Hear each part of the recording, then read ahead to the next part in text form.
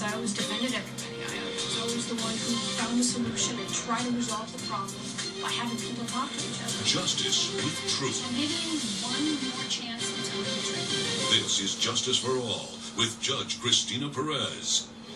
Dina Embers is suing her ex-landlord, Lloyd Fontaine, in the amount of $850 for a lease deposit she claims he failed to return. He is countersuing in the amount of $5,950. All rise. Court is now in session. Honorable Judge Cristina Perez presiding. Please be seated. All parties have been sworn in, Your Honor. Thank you, Bernard.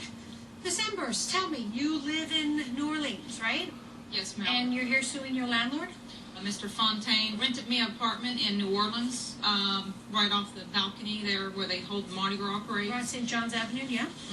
I signed a 12-month lease with him. Okay. And in December, he slipped a notice under my door, a 30-day notice to say I need to get out or I need to pay $1,700 per month, which I was originally paying $850 Okay, had you not paid your rent? No, ma'am, I did. So you moved it. Let's go back for a little bit. So you saw the apartment, you liked it. Mr. Fontaine, you offered her a 12-month lease? Yes, Your Honor. Actually, Mrs. Embers came by to view the apartment in second week of August, I believe it was, and we went through a walkthrough. I showed her the apartment. She liked it, and I gave her verbally the terms of the lease agreement. Okay. So then, so it was a one-bedroom. What were the terms of the lease agreement? How much the lease was agreement it was that she stayed, it was $850 per month, and that she would to stay there for 12 months. It was a 12-month lease. However, I told her that there was one stipulation that come the month of January, which is when yes, I verbally told her that, and it was also written in the lease that I was be raising the rent triple.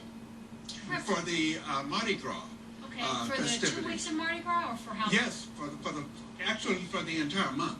The law in Louisiana states that as the owner of the property, I can do this. Okay. So she agreed to this. Okay, so let's stop right there. So you sign a 12-month lease, yes, an apartment you're supposed to pay $850 a month, and in December you get a 30-day notice. Correct. Do you have this notice that I could see? I do have Go it ahead. right here. And give me any other evidence that you may have. Okay. This is all I have right here. Okay.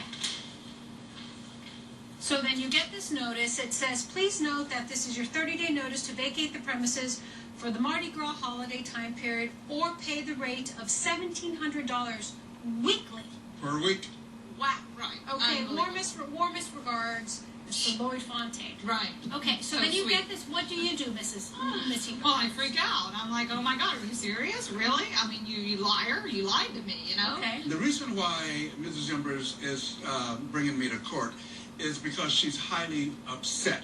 The apartment is situated along the route of the parade. So therefore... So that's the only reason why she's suing you? Oh, yes. Okay. That is the only reason. Because you took away that opportunity to see more. Exactly. Okay, all right. So you get this, and did you try to speak to your landlord, Mr. Fontaine? Did you say, what is this all about? I did. I called him up, and he ignored my phone calls. I left numerous voicemails. He ignored those as well. $1,700 a week. I mean, that is okay. That's like do you have a copy of the lease? I have a copy of the lease right here, and I also have a signed statement that she gave me that she was going to be terminating the premises. Okay. Yeah, and we're going to get to that. Okay. Thank you, Bernard. Okay, so then let's go back, and so you tried calling him. You said, Mr. Fontaine, what's happening here? I can't move out. He didn't return any of your phone calls. Did you get phone calls from your tenant? No, I did not, Your Honor. So then what did you do? Did you move out? I took my stuff and I moved out. I left and I went immediately to knock on his door to confront him. And he did open the door. And he told me that I did not read the fine print on the lease, which I never saw anything on the thing. It was a tiny font. Probably the tiniest font you could eat. I mean, it didn't even... Your Honor, the size of the font, if I may, the size of the font has nothing to do with anything. I told her she needed to vacate, take all of her belongings with her because new tenants would be coming in for the Mardi Gras festivities. Then he never told me that. Then she would be able to return. And I was nice enough to tell her that I would even give her 1 month's free rent. You move out, and you have know where to leave your things, and do you Right. take them with you, or do you not take them with you? I left some furniture behind, and I took some clothes. Okay, just so enough to you go moved out, I understand, to your parents. to my parents. Okay, so here is your lease agreement, and all the terms are there. Everything's negotiated. You both sign it. You both date it. But there is, at the very, very, very end of this lease, there's something that says, please note the rental rate will change for the Mardi Gras holiday. If you're not able to pay the rate, you will be relocated for the holiday period, right? So then basically it's there. And he's saying, hey, listen, I have the right to up your rent. If not, you need to be relocated. You're going to leave during Mardi Gras. You didn't read that? I did not see that. My eyes are not good. I did not see that Oh, tiny my eyes font. aren't good either, but I did not see I that. put on my glasses as Right. crazy as I look. But, Well. you know, so I mean, we're old enough now to I hear you. understand that Yeah. anything we sign, we have to, Right. especially when we rent locations, we rent apartments, or we buy anything, we have to. I mean, that's the trick today. Everything's in the fine print, right? Exactly. Right, but So they you didn't should read have it. been But honest my enough. question is, did you not read it? You didn't read it.